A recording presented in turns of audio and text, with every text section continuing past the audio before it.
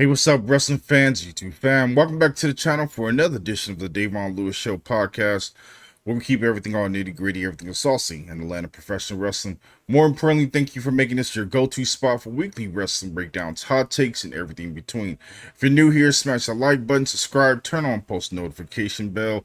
More importantly, I'm your host, DaVon, with the weekly review for this week's episode for Smackdown for June 20th, 2025, which was live in Grand Rapids, Michigan. Let's go ahead and get into this show review. Appreciate you guys coming through. Let's get into it.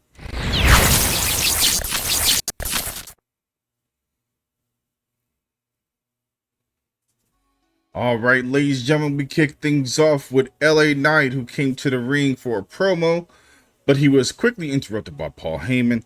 Heyman goes into the full details, telling Knight to leave the ring or something bad will eventually happen to him. But LA Knight stand his ground and said, with all the details of things coming on, he was up for the challenge. But then things took a big twist as Bronson Reed and Braun Breaker went on the offensive to attack LA Knight. But LA Knight was able to stand his ground, was able to slide directly at the ring, was able to grab a chair, and was able to swing for the fences to keep the coalition at bay after everything broke down. Then things had transpired from there as the match was set in motion, as the general manager Nick Aldis set a match for later in the night for Big Bronson Reed to take on LA Knight in singles action, with things taking a big twist when it came to the ending of that match. But let's go ahead and continue with the smooth transition with everything that continued to take place with Smackdown, as we got things underway with the first action of the night for the Queen of the Ring tournament. We had the semifinals of Asuka defeating the likes of Alexa Bliss in a big match, with the lovely Asuka hip attack was able to secure the victory.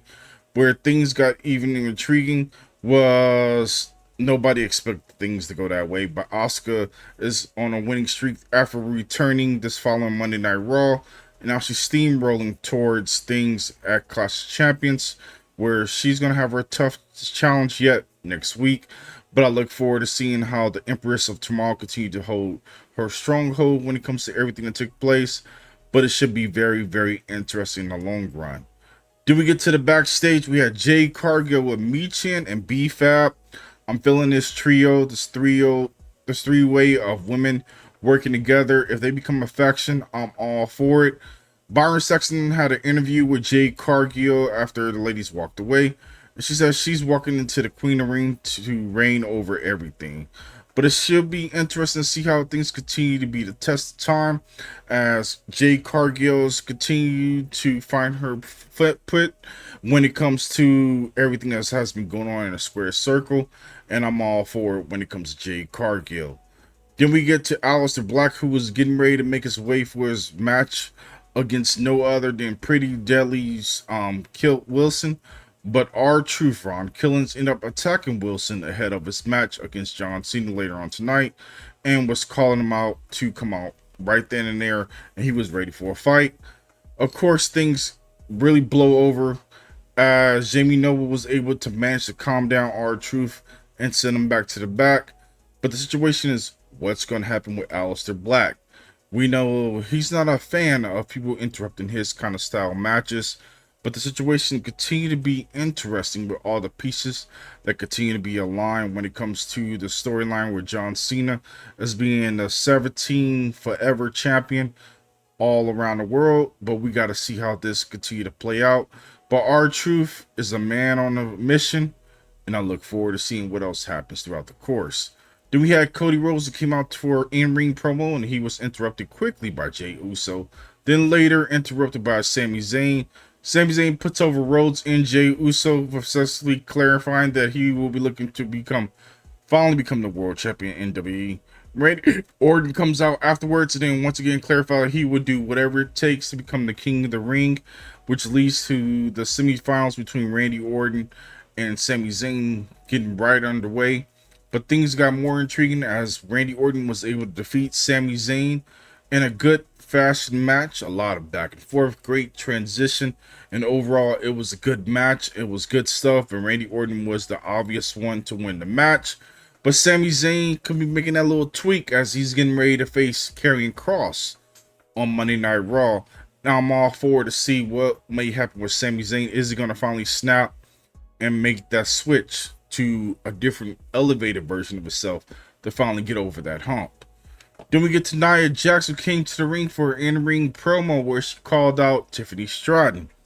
Of course, Tiffy Time was up for the challenge, and she announced that she will be defending her title against Jax in a last woman standing match next week. Jax then lays out Stratton, but of course Naomi tries to cash in. But of course Tiffy Stratton was able to get the upper hand after things had broke down between the distraction, and Tiffany Stratton was raising her hand, standing tall after everything had initially broke down after the argument between Naomi and Nia Jax. But it's going to be intriguing. Naomi is now steamrolling. She's basically picking her spots. She's trying to get it over with very quickly. I'm loving the new persona for Naomi. It fits her style very much so. Nia Jax will still continue to be that bulldozer, but I would love to see her not line up with Naomi, and that'll be an interesting duel. But more importantly, Tiffany Stratton continues to hold her own as being a WWE Women's Champion, and she's doing a good job so far. But I'm all for it. We're seeing our last woman standing match. Just know Naomi's gonna be watching when it comes to whoever come out victorious. Naomi may be right there in the picking to become the next WWE Women's Champion, and I'm all cool for it. Then we get to Charlotte Flair, who defeated Chelsea Green, who was along with the Hurt Service, and things broke down in quickness as Charlotte Flair was able to get the victory with the lovely figure eight. But the most interesting, heinous thing I've seen so far was the lovely spot by Piper Niven where she hit that lovely senton. Looked like Charlotte Flair sold a knee injury after that actual spot. But they put the attack on her, but then Alexa Bliss came out to make the save. It was calm, cool, and collected for what it was, as we're leading to a collision course of Alexa Bliss and Charlotte Flair becoming a mixed tag team together, and I could see them being lined up down the line, become the next tag team champions, and it should be good. Then we get to Solo Sakoa came out to the ring for his promo, and he called out Jacob Fatu.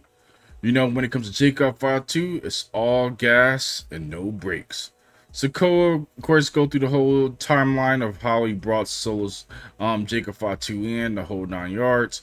But, of course, Jacob Fatu responded by saying he did everything on his own, regardless if they were there or not, before he challenged him to a match for the Intercontinental Championship.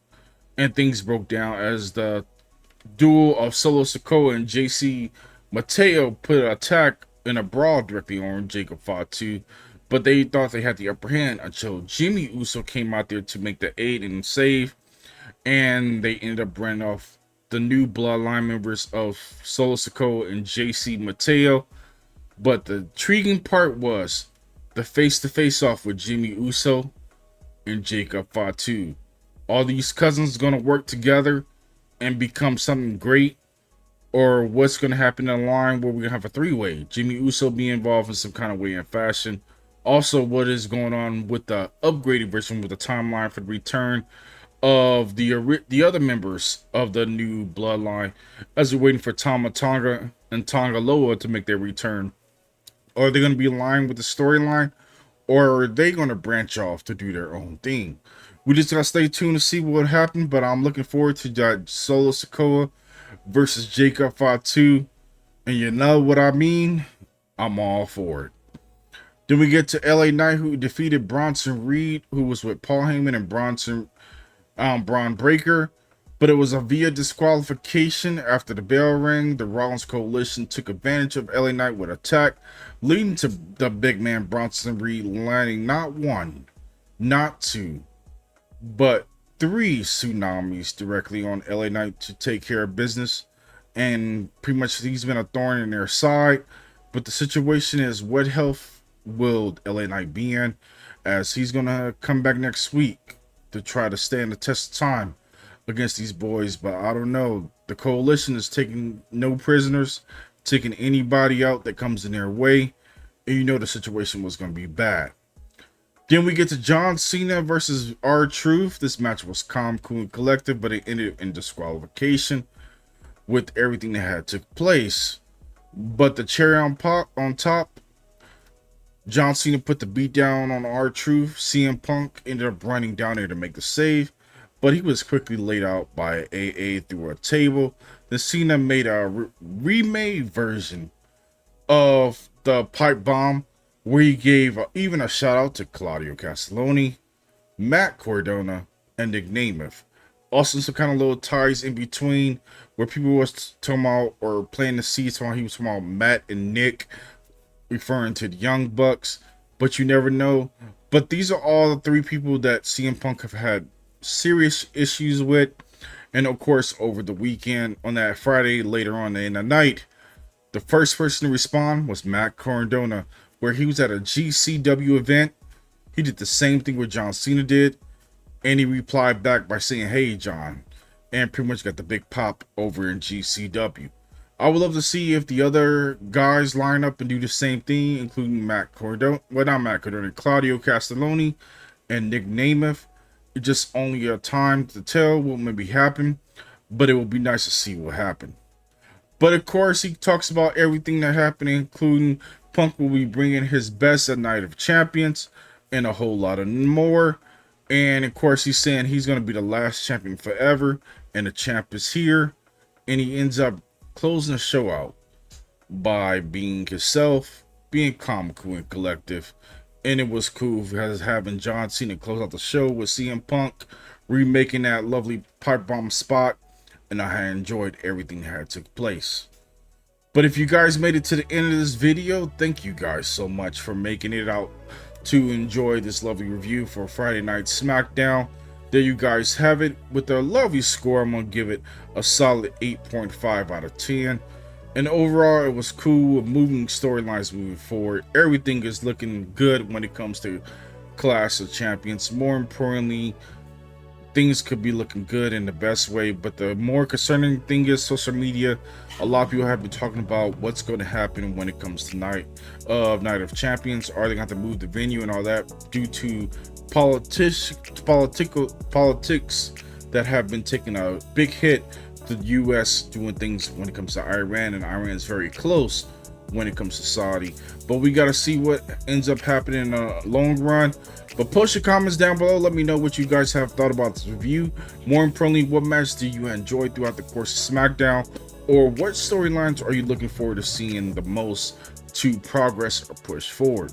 Until the next episode, I'll catch you guys later. I'm your host, DaVon. You guys be safe.